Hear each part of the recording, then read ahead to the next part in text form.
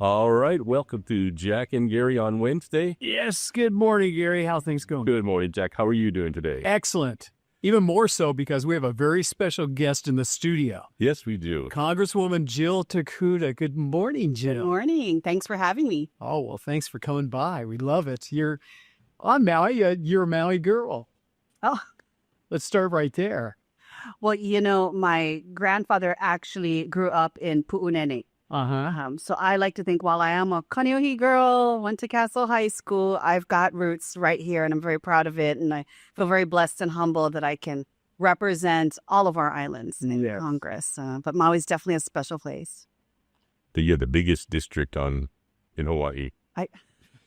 I do. When everyone always asks me, which island do you represent? I just say all of them. All of them. All of them. Yes, even the ones with only birds and the Northwestern Hawaiian Islands, they're all part of our district. So I do think that we have the most beautiful, the best district in Congress. How's the voter turnout on the Bird Islands? On the Bird Islands? Very Do birds Ebola? They squawk a lot. Okay. Yeah. Well, just like regular people then. Yes. So what's the visit on Maui today? I know you have a lot of things going on, but in particular, what's your visit for today? Well, first of all, I feel very, I'm glad you invited me to start the day off. I literally got off the plane a few minutes ago, came right here to talk story with both of you.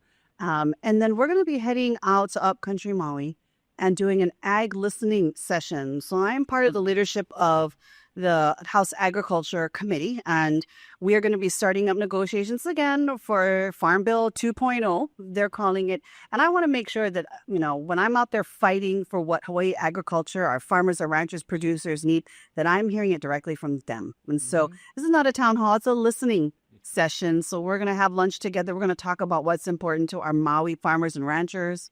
We're going to talk about what I'm fighting for, stories from them, from their mouths that I can share in Washington, D.C. And so it's going to be a great time. And I will tease, later today, we will be stopping by a Maui high school and we'll be presenting an award to a outstanding student that has placed in our Congressional App Challenge for 2025 for our district. We know Maui's got some amazing students, and this is one of them. And so I'm not gonna spoil the surprise here because they don't even know that we are coming. But I feel real blessed that I can come here to share in our talents, to highlight the talents of our. That's somebody building an app for your phone or that. We take it for granted. We just download the app and we use it. Yeah. But we actually have students here in Hawaii who have been creating these apps, especially for public good. That we can use. And so I've just been blown away by the level of talent. These are actually judged by professionals in the industry. In fact, one was a Maui professional that was a judge here. And they couldn't believe it in terms of what our students are presenting. And so I want to make sure that they got the recognition and the honor they absolutely deserve. So I flew here to make sure that one of our top 3 winners, could hear it straight from me. How amazing their app design was. So stay tuned. Stay tuned on that one. And what do they get? They get the app published and... We'll be publishing it throughout the state. So I hope you'll be able to give them a shout out. Oh, absolutely. It's public. That's our job. Yes. And we will be posting it on our website as well so that people will be able to kind of click and see exactly what our kids are up to. They're not just downloading and spending money on apps. They're actually creating apps that can really help and benefit our communities. One thing about agriculture, and we've discussed that in many different shows, is the education of the upcoming generation. Yes. And God, we've got so many intelligent kids coming up. They're like sponges. Yes. And once you gather information, they can turn around and create all these great things. Is that part of the discussion as well? Creating all these educational opportunities? When it's some apps or ag? Did you say ag or apps? I'm sorry. Well, it's involving ag, right? No, the app challenge.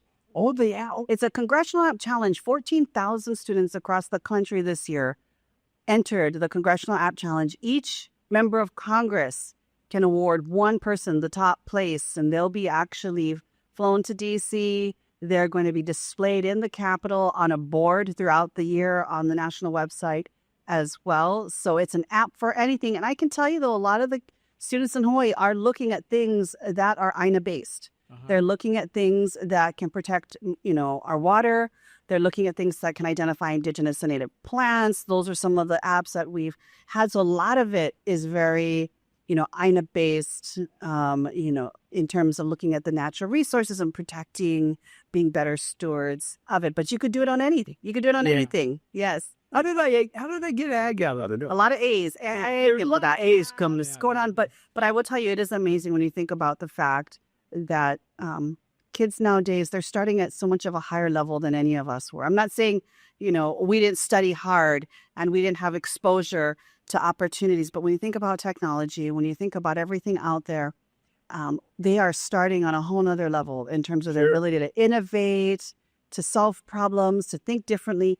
But at the same time, as parents and as adults, right, we have to make sure that it's safe for them. We need to make sure that as they navigate what is becoming an AI-dominated world and so much social media, that it's not doing more harm than good. And I say this as a mother of 2 teenage boys. It's about all eyes continuing to be, watching to make sure we're actually doing good by them with all this advancements and access to information and technology too. Yeah, kids nowadays, when you want to program your TV remote, you just ask your 3-year-old. Yeah, exactly. So give it to me. What's wrong with you, Jack? I remember when my kids were really little and they were doing their kumon homework and they had to spell something. You had to fill in the, the alphabets to spell the actual word. And I caught my son going, okay, Google, how do you spell, You got in trouble for that, needless to say. But, it's a whole different world that they're growing up in. So did each state have a winner? Is that for the... Every state has a winner. And in fact, it goes beyond that. Every member of Congress, if they participate. So not all 435 members of Congress participate. But for those who do, like I do, you submit your winner. And keep in mind, for my district, again, we just talked about all the islands, right? This is a statewide competition. So it wasn't just competing against Maui students. It was competing against students from other counties, from different islands. So it really was a statewide competition when you think about who placed in the top 3 for our congressional app challenge. App. Yes, app. Not ag. But we love ag too, and that's also why I'm here today. At what time are you going to be listening to your ag session? We're going to be, about the time that this goes live, we are going to be sitting down, having lunch and talking stories. So it won't be such that people can listen to this and jump over to our listening session. But our door is always open. I'm always willing to sit down and talk. So we're going to post this online too, so people can listen to it later. Very good. Well, we need people to know that Farm Bill 2.0 is coming up in the end of February. Negotiations is what we've been told, and I want to make sure that I'm continuing to push, amendments, insertions into the bill that are going to be good for Hawaii. Some examples are last year we got an increase from $10 million to $30 million for our Grow Your Own grant, which is our micro grants for food security, giving everyday individuals and small businesses some grants, free money now, to be able to look at how they can, grow food to support themselves, their families, and their communities, start to make a living out of it as well. I increased that to $30 million in the draft that we passed out the other year. I think we need to do even more. I think we need to look at reimbursement transportation costs and making sure we do more for that too. We have what's called an RTCP program. The feds have an acronym for absolutely everything. Sometimes it's different depending on which department. Bottom line is we need to help our farmers, ranchers, our food producers deal with so many of these overhead costs that are just crippling them. And transportation, that's a big one. How do you get your food out? How do you get your fertilizer, your feed, your equipment in? This RTCP program, which I'm trying to get more money for, get mandatory, get in the base budget, that can be a game changer for a lot of our farmers, especially here in Maui County. Right, sure. Right. And everything is flown in or shipped in And people forget that, right? Especially on the continent where they can truck it in and they complain about the cost of that. I said, well, imagine having to put in a barge first. And when you're on Maui or Molokai, Lanai, it's not just one barge, it's likely 2, right, to get to you. And that's expensive. And so how can we do everything we can to lower some of those costs and make it just a little bit easier to breathe for these folks who literally put food, fuel, and fiber, that we rely on every day. They grow that, they produce that. We got to take care of them too. And so those are the kinds of things I've been fighting for, traditional knowledge, traditional food recognition. Starch for us might be ulu and sweet potato, right? Not just rice and wheat. Right. Yeah. So how do we get what's considered a specialty crop? They're staple crops for us. How to get that recognized? Mahi Pono's doing a good job in different there's different varieties of planting that they're doing.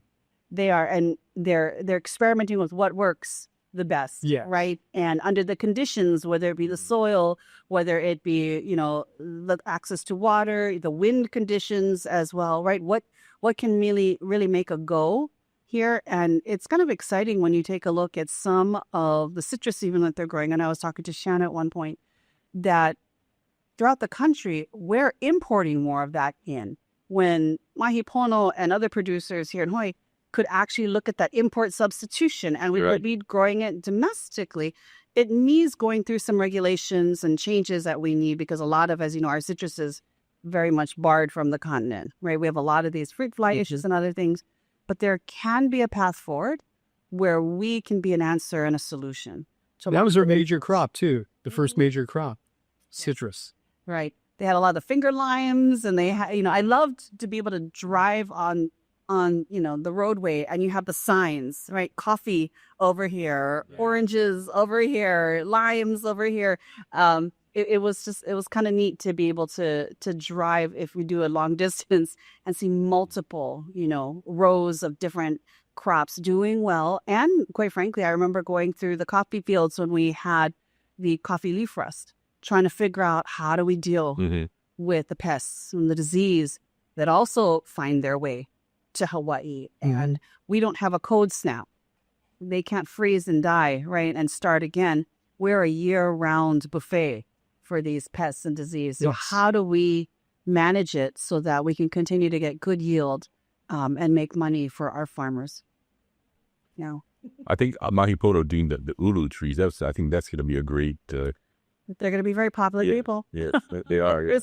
There's more demand, I can tell you. In my hometown in Kaneohe, half the time, you're just looking for a tree, right? And looking for that friendly neighbor that you can get at.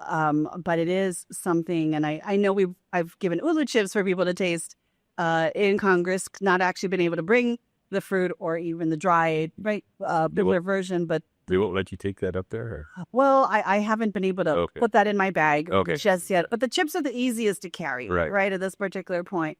But they like it, right? They love seeing you coming to town. Yeah. You never know what's in my suitcase. It's not usually chips. Chips are harder to transport, but there's usually some candy in there.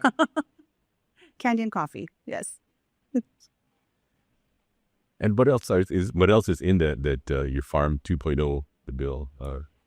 We're, one of the big things that we'll be pushing, and it's going to be an uphill battle. It's the Family and Farm Relief Act that I have joined on to. It is it's like the minority's proposal. The Democrats have put this forward, really taking a look at what we feel was missed in every other version of the farm bill, in the minibuses that we have passed. And that is, when it comes to farm relief, let's not just talk about row crops. Let's not just talk about the soybeans and, corn and wheat and sorghum, because that's not what we grow, quite frankly, in Hawaii. That's not what we eat here. We have to make sure specialty crops in Hawaii and across the country get the money deserved. So, for example, just recently it was announced by the administration that they're going to give out $12 billion in aid to farmers. Sounds great, although there's a lot of hungry farmer mouths to feed out there. Of the $12 billion, $1 billion would go to specialty crops. And specialty crops would have to share with the sugar industry. So if you can imagine, I almost consider sugar, and we had sugar here in Hawaii. Sugar is almost like a row crop to me. They're a commodity crop, right? So they're big. They're going to fight for more than their share. You take $1 billion and we have to share with sugar, we're not going to have nothing left. And so when you think back to, I think, 2018, the last time you had a significant relief package like this, Hawaii got a couple $100,000 out of 12 billion.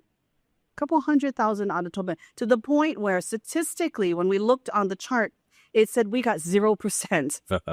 Because we didn't even make a 1 percentage point. And I think that's grossly unfair. And so the bill the Dems have put forward actually says, no, 5 billion. 5 billion for specialty, and sugar gets another line itself. Yes. Give sugar its own money. Do not have them come in and cannibalize the mac nuts, the coffee, the tropical plants, and the flowers, the things we grow here. If you just look right out at Maui, what we produce here, the protea, everything, right? That has to be separate and, given a chance to, get part of that 5 billion minimum we're seeing. And so that's part of it. And then the family portion, as you have probably heard lots of talk about SNAP and the $200 billion in cuts to SNAP. I wish you could just reverse and cancel all the cuts, but we can't fit $200 billion into this. We definitely wouldn't be getting that on the table with this majority. But we're asking for a delay in the state share. So as you know, every state, including Hawaii, has been asked to provide 75% of the administrative cost share. And if you have an error rate above 6%, you pay a portion of the benefits. So for Hawaii, we're looking at tens of millions of dollars more each year, potentially $100 million upwards that we would now have to be paying for SNAP beneficiaries, which, in Hawaii, we're going to do everything we can, but it's going to be coming from somewhere. It means we're going to have to rob Peter to pay Paul. It's going to mean less for public education or less for health care or less for environmental resources. It's going to come from somewhere, less for housing. So it cannot be this, let's rob Peter to pay Paul situation. Let's really do our part as the federal government and pay what used to be the 50% cost share, not bumping it to 75. And let's not penalize states. Let's actually work with states to try to get error rates down. We don't want them withholding food from hungry people because they can't afford to pay the benefit right there. And so we actually, as part of the Family and Farm, Relief Act, would be looking at a delay in those requirements that were passed in the Big Ugly Bill, delay those particular requirements for 4 years. And that just gives us time to really be able to work this through, ideally renegotiate it back to something more humane, where we're not penalizing states, quite frankly, for having hungry people. Yeah. Just think about that big ugly bill. They just cut it without thinking it through. What's going to happen to this and what's going to happen to that, and so yeah, they didn't really think it through. These let's cut everything and and I know they call it the big beautiful bill, OBBA, right? But it's ugly as far as I'm concerned. So I stick to it in terms of saying what it is. The insane part to me is many people who voted in favor of that big ugly bill, their states are heavily dependent on SNAP EBT. They have some of the highest rates of, beneficiaries, constituents who need that EBT card to put food on the table. We cut $1 trillion in Medicaid in the big ugly bill, $500 billion in Medicare. So $1.5 trillion in health care, from our seniors and our kupuna who rely on that Medicare to everyday folks, a lot of working folks who rely on that Medicaid, we cut them. And I can tell you that in a lot of states where their members voted in favor of this bill, they depend. They depend on that Medicaid and Medicare. They're rural hospitals right now. And I focus on, we've had this conversation. Rural health care is important to me. I co-lead the Bipartisan Rural Health Caucus in Congress. We've got over 70 members, Dems and Republicans. A lot of those Republicans, if not all of them, all of them did, in my caucus, voted in favor of it. And yet, I promise you, the biggest threat and danger we have is rural hospitals will close as a result of their vote. I wonder if he even thought about that when they just said, we'll just say whatever, do whatever he says. It's like, not for us. We tried. We tried telling them every which way we could that this was going to be the outcome. Their constituents stood up and said, please don't. Our hospitals will close. People will go without care. We will live in healthcare and food deserts. We already do live in these healthcare and food deserts. But, they still voted for the bill. And I think it's, we're going to sadly start to see the outcomes of that. We're going to see hospitals closing and people suffering. And yet, we continue to hear about the plans for West Maui Hospital. That's been a big fight on this island. And also things like, I don't know if it's tied in, but they just announced the Haiku fire station. Yes. So, and I've been pushing for more of those fire stations, by the way. oh God, moving to support them, doing everything we can to. We need to be looking at this from an additive perspective. We can't be subtracting right now, right? Because if we take a look at the need throughout Maui County, throughout this state, we don't have enough places where people can access care, life-saving care that they need. I'm not saying we're going to build huge hospitals in every single community and town. We cannot sustain even the workforce to do that. But when you think about how long it takes you to get an ambulance to help you, for an ambulance to get you to a place where you can get that care and treatment that you absolutely need when you need it, we are lacking. And that is not fair to people that live on the west side, that it takes a lot longer for them to get to an ER that can save their lives. It even takes too long, quite frankly, to get an air flight to be able to get where they need. Fire stations. Sadly, we saw what happens when you have a very limited pool of resources and, God forbid, 2 fires. And that is exactly what situation we had, right? Spread out apart. And so again, for me, this is about how we're looking to add and support when we're already operating in a deficit. It means you cannot, must not support actions, votes, bills that are going to put your community and your people in more of a deficit situation. And that's what the big ugly bill has done. It put more of communities like ours, like Maui, into a deficit situation where we're just trying to hold on to even what we have, when we should be talking about how we actually need to do better, right? We need to do more. Another one with the Olawalo fire station. You can't get any more designated than that as far as it really would have helped out in the Lahaina Fire Department. Yeah. It's, when I look throughout the state, you just kind of hold your breath, but you're also grateful that community, right, has always come together to be able to quickly respond. I think of the upcountry fire and how, we had ranchers out in excavators digging berms, right, and fire breaks. And that, I think, made a huge difference that response was so quick, and we were able to do that. But that shouldn't have to be the case where we're just relying on, the good actions, the heroic actions of neighbors and communities. We have to make sure that we have the resources there. Then we have to also make sure that we're supporting those frontline heroes, our firefighters, our healthcare workers, right? Everyone on the front line that are working so hard. We have to do good by them too, right? You can have fire stations, saving equipment, you can have hospitals, but it's nothing without the people inside who literally are the life savers. And so one of the bills actually that I've been supporting is really taking a look at how we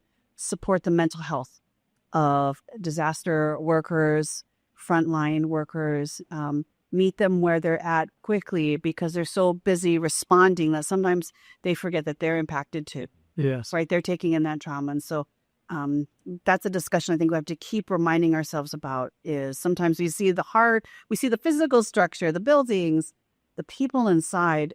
That's our real treasure. And how do we make it easier to be able to hire docs, to hire nurses? Well, if you cut Medicaid and Medicare reimbursement rates, you're not going to be able to pay to hire and keep and retain good doctors and healthcare workers and professionals. And it's so expensive to live here for the young doctor. You come out of medical school, you're $500,000 in the hole, and exactly.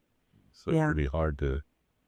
Well, this all ties into the conversation we had about Kula yesterday and the fire and how the residents in that area came together and eventually formed a nonprofit to continue to help the community. Yeah. I mean, to repair, not only replace the homes, but also the grounds. And so there was a replanting native trees. No, it's a people. It is and that's why I think we're so lucky here, is because even in the face of disaster, people, find a way to come back stronger, to take care of each other. It could very well be a situation where after a disaster, the only thing that a person cares about is themselves and their property and getting back, what they had. But what you see in Hawaii throughout the state in the face of multiple disasters that we've all lived through, it's people recognizing that we're stronger together, right? We're going to create community associations like this. We're going to have conversations about how we're going to be more resilient, how we're going to protect our communities from having this happen again. And if it does, what do we do? How do we respond? And I think that's the kind of example that we have to show the rest of the country and the world, quite frankly, is that even in the face of disaster, even after such horrific trauma that people have been through, it is really that collective selfless ask of themselves that they're saying, what now, right? What can we do? Not just me or what for me, but what are we going to do to take care of each other and prepare better for next time? And you see that everywhere. And that really is inspirational, even as hard as it is these days, to fight to get as much money and resources and approvals and everything that you need. It's the people that continue to, I think, really inspire and move us forward. And speaking of disasters, I'm going to take a left turn here about the immigration policies and what happened in Minnesota. And that's just... It's heartbreaking. Yeah, I got so many words to say, half I cannot say on the radio right now. But if you even take a step or a step back and, a young man died. A young man who actually was an ICU nurse, cared for our veterans. He died and he didn't have to. And a young mother who just dropped off her child at school. Something I did every day for my sons, walked them to kindergarten, first grade, second grade, third grade. A simple act like that, and minutes later, she was dead. And these were murders. Let's call it exactly what it was. Were you able to see the video on Alex? More so than just what we saw publicly? We've been in Hawaii. We haven't been in D.C., so we're not in any kind of classified space where we could actually view. They've not offered it either in terms of the body cam footage, for example. Yeah. So the only videos I've watched were what everyone else is seeing on the news, on YouTube. It's tragic. There's no words. I don't think there's any adequate words. I tell people, don't believe the words that are coming out of Kristi Noem's mouth or even the president's. Watch the video. Watch the video of Renee Good. Watch it with your own eyes. Then ask yourself, from your heart, what just happened here? Was that right?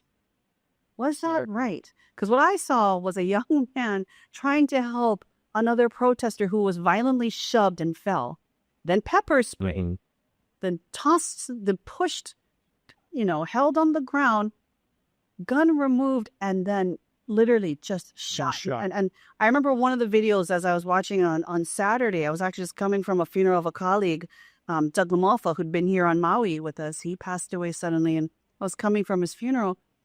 And the video I had access to, it didn't show the actual shootings. It showed the first two, and then it went blank, but you could hear just to hear so many shots. Yeah.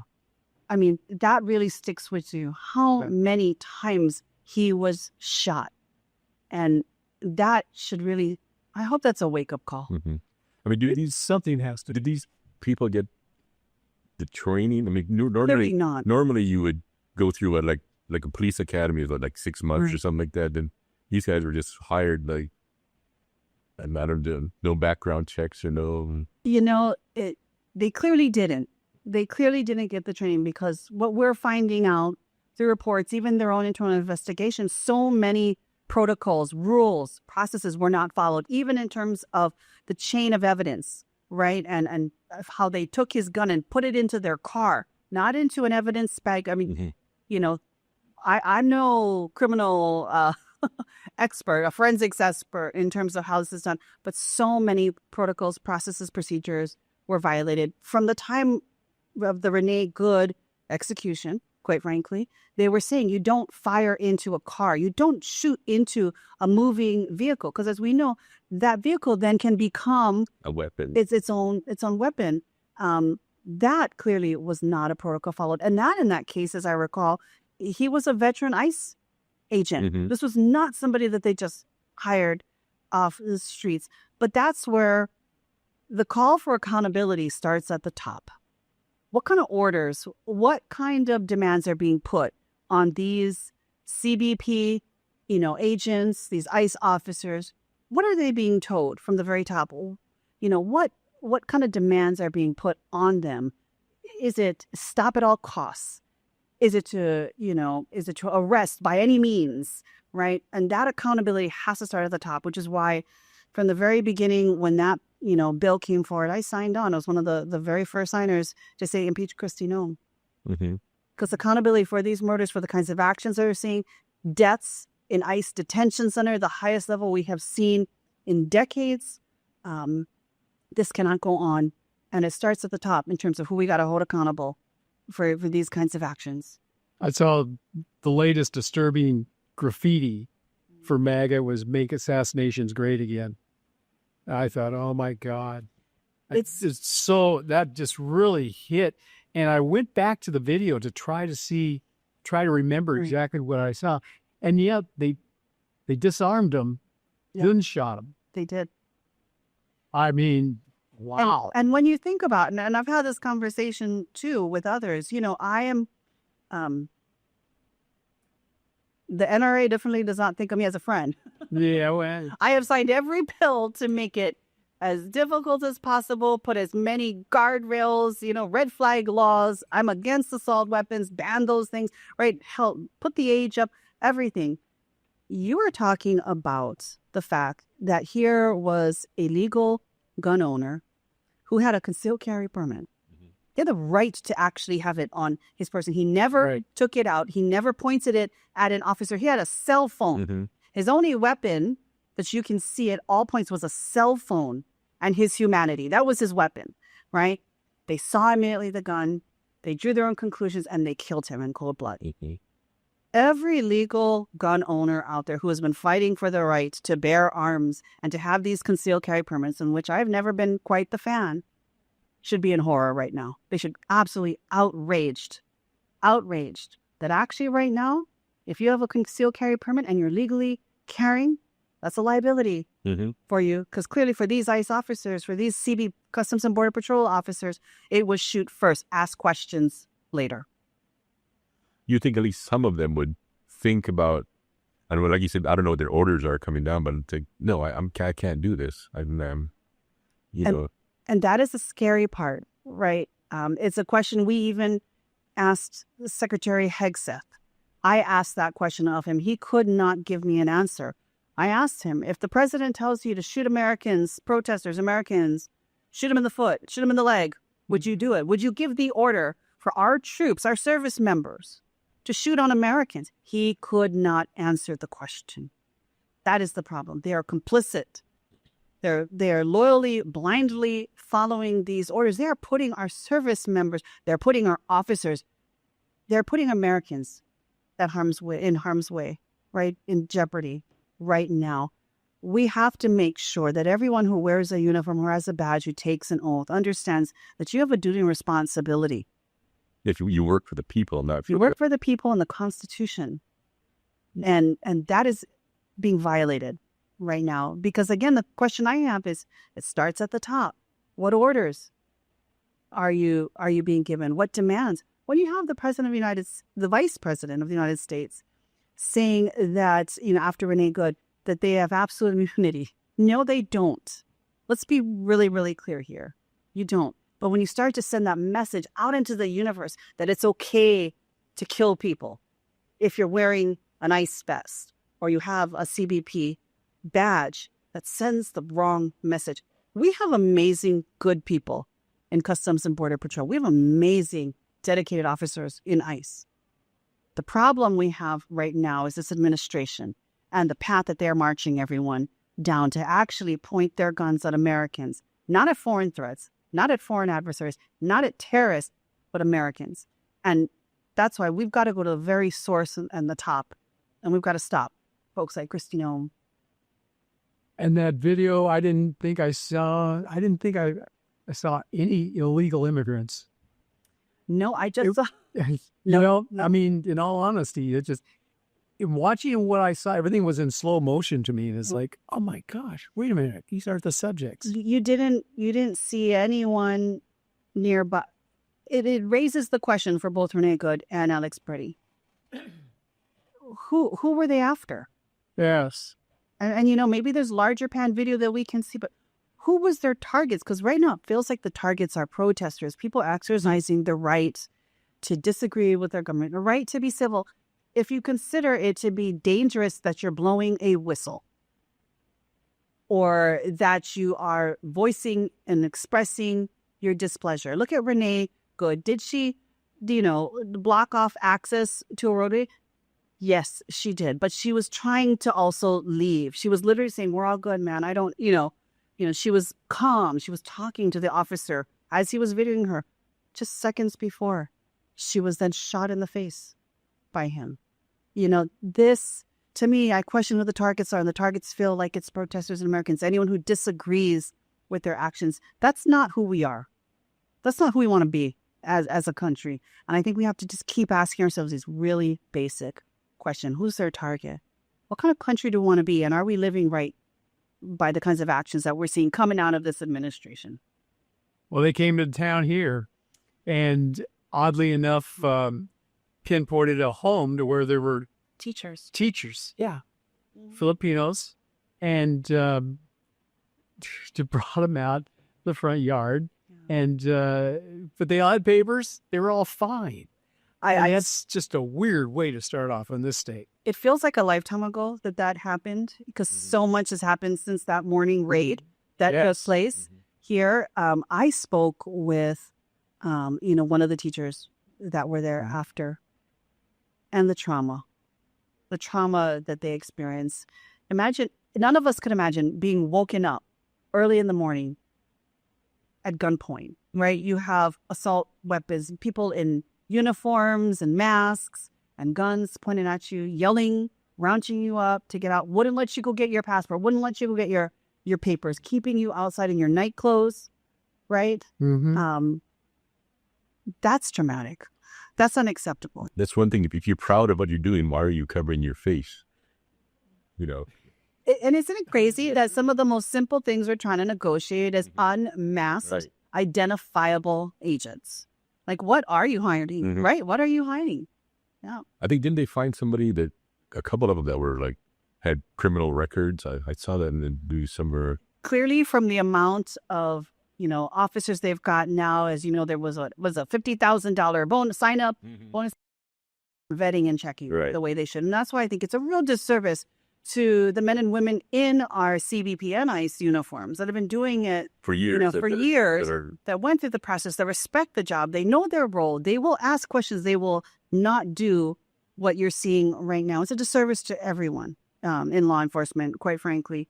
The way they're failing to vet, failing to train, failing to rein in these bad apples that are literally now killing Americans, that have terrorized people in their homes, grabbing them, by the hair, dragging them out. I mean, you see so many videos now and you think to yourself, is this America?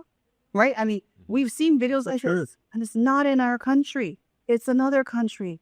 And now it's at our door. It's literally for Maui. It's at our doorsteps. And think about the fact that those that they targeted, these were teachers that came to help in our schools and to take care of our kids, to make sure they had an education. Because quite frankly, we didn't have, enough of that staffing. I want to say we can grow our own, every teacher, every healthcare professional. But let's just take a step back and look around. There are so many healthcare professionals that were not born here, that came here, that are taking care of us. There are so many people that have served in our armed services, who have fought. One guy got deported he was a veteran. Sejun. Yeah. He is in South Korea right now. He had a Purple Heart. That's way more than the president can say. Yeah. That's way more than Secretary Hegseth can state. They didn't have a Purple Heart for their service. And he had to self-deploy just to give himself a fighting chance to come back. And we're fighting and working on everything that we can to try to get some kind of pardon from New York, try to get him home faster. But it's an example of who are we hurting? These are the very people who have helped us I just went to a commissioning service a couple of days ago for 7 Nisei veterans that were killed in action in World War II and never got their commissioning.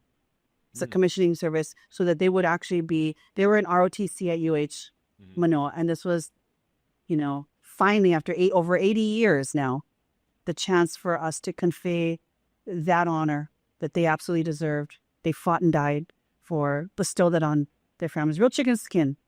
Kathy Collins and I were just talking about it, how chicken skin that moment was. But what really hit me was when I opened up the program and I'm reading this, there was a history, and it reminded all of us in the writing of the history that they could not enlist originally because they were deemed enemy aliens. Enemy aliens, right? Until they started the 440 circuit. Right. And we had all of our Nisei, our boys joining up. My uncles were there. My grandfather, who was growing up from Pu'unene, he joined the military intelligence service. His dad was taken straight from Pu'unene to the camps in Honolulu at Honouliuli, then Santa Fe. But it reminded me that this is not the first time in history we've used that term, enemy aliens. If you think back, enemy aliens saved this country. I think of all our Nisei veterans, so many here from Maui County that enlisted despite being called an enemy alien, wanting to serve their country, prove their loyalty, and in some gave the full measure of their life, defending this country. Let's think about that. Let's stop and pause. How often these days they're calling them worse than enemy aliens, right? And yet that enemy alien could be the one to save your life. My good friend Deidre Teague, our good friend, right? Deidre, Nisei Veteran Center. Yes.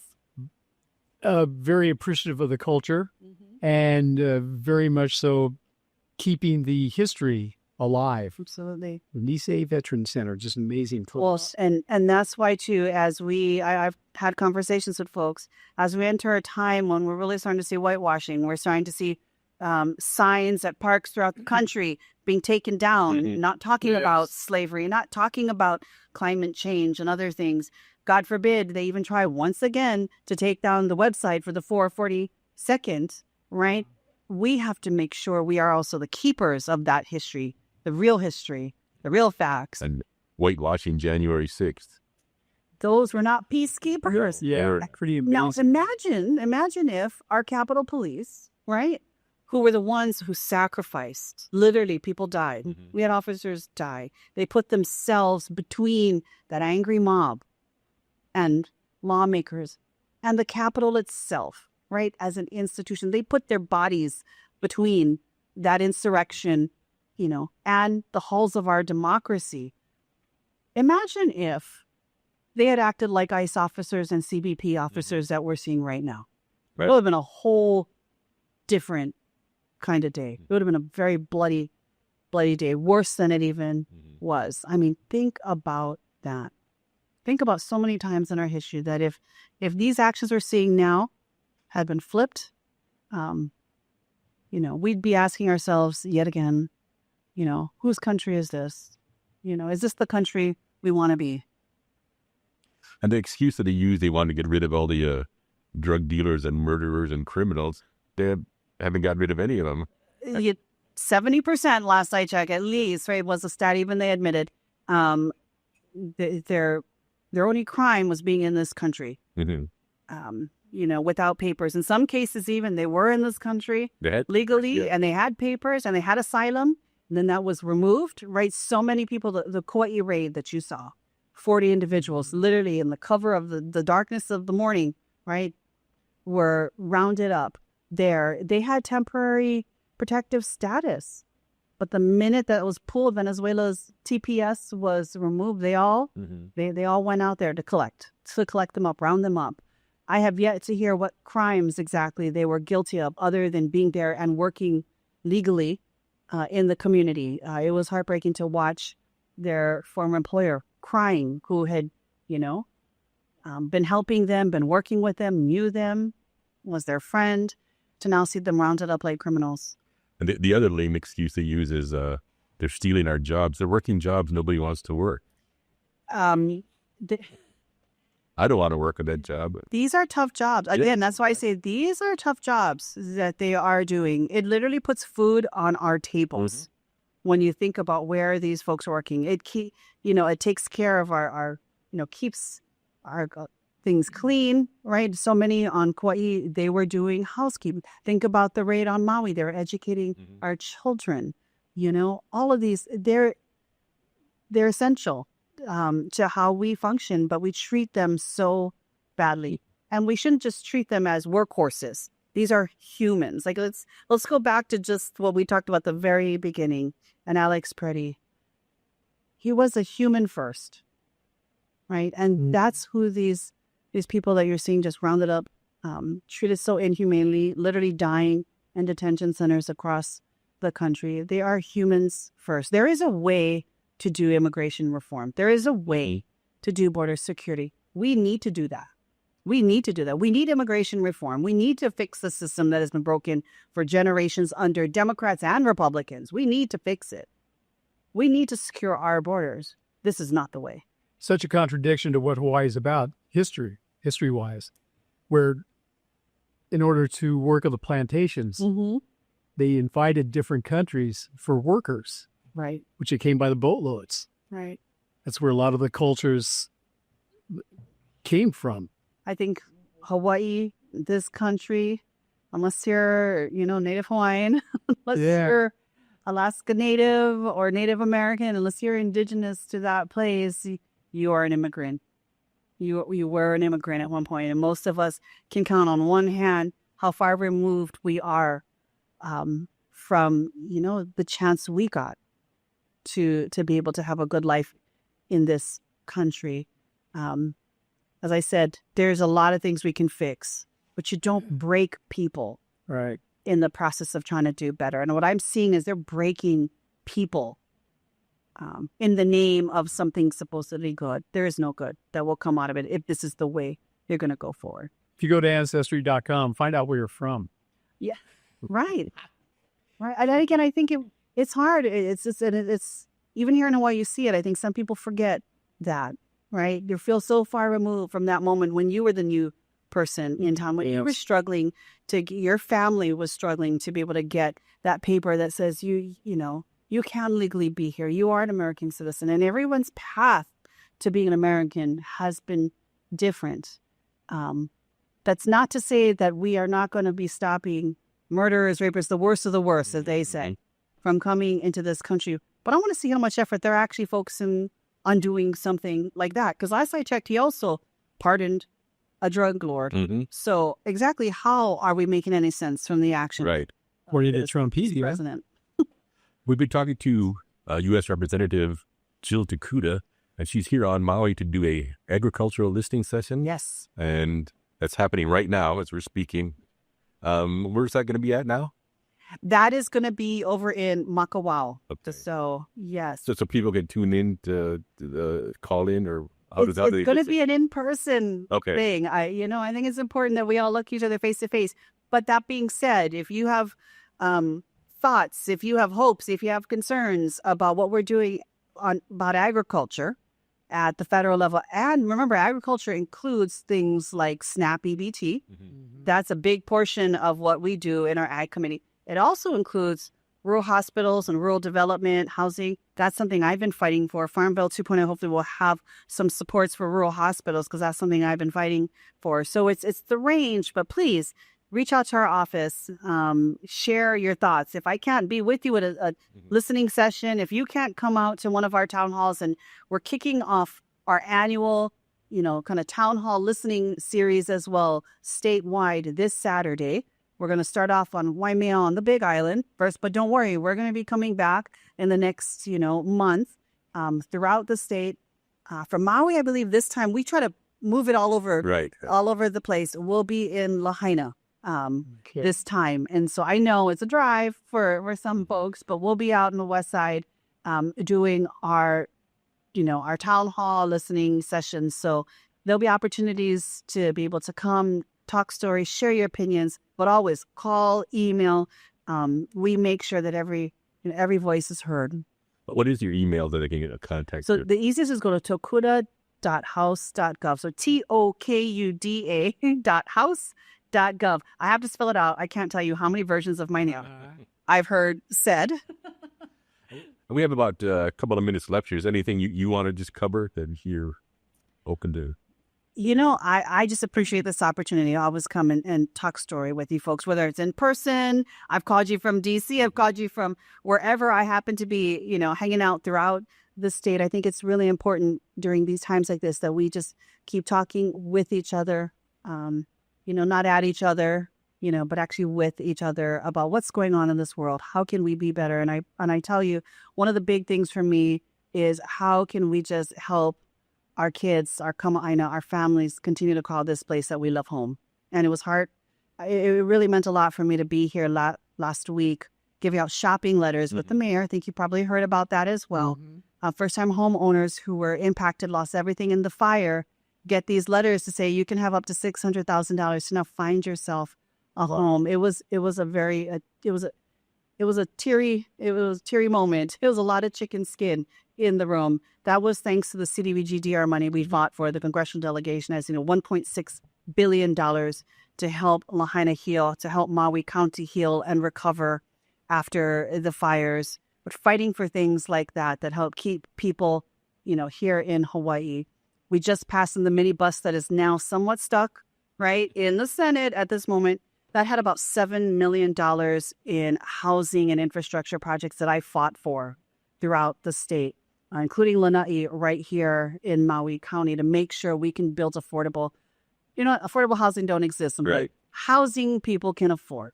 You know, those projects are going to help us build housing people can afford, put the infrastructure in the ground, you know, to reduce costs. Because for me, again, like I said, this is about how we help our Kama'aina and our kids continue to see a life for themselves, a future for themselves, right here in this place that we call home. And it's a personal thing for me. I've got 2 teenage boys and I worry. And I look at everyone as if they were my kids. And I know we got to do better. And so that affordability word, I know the president seems to stumble and have a hard time understanding what that means. But I think when we go to the grocery store and we see the prices, we take a look at our electricity bill and our water bill every single month. We ask ourselves, how much more do we have in the end, you know, to spend on things like education or just quality of life. That's what we got to do. We got to tackle the things that are hurting people right now. Well, it's a tough battle considering median price on a home that for 25 years ago was like $248,000. Well, that's always expensive then, and now you look at $1 million in today's 1.5 market. But we want to thank you for coming in today. Will you? Thank you. When you're back on the island, will you stop by and see us again? When you Please, yeah, I will always stop by if you'll keep the door open. Yeah. Absolutely. Look forward to you. We were standing by the elevator, as a matter of fact, going, where is she? All right. Thank you, everybody, for listening to the Jack and Gary Aloha Wednesday show. Yes. Aloha. Thanks, everybody.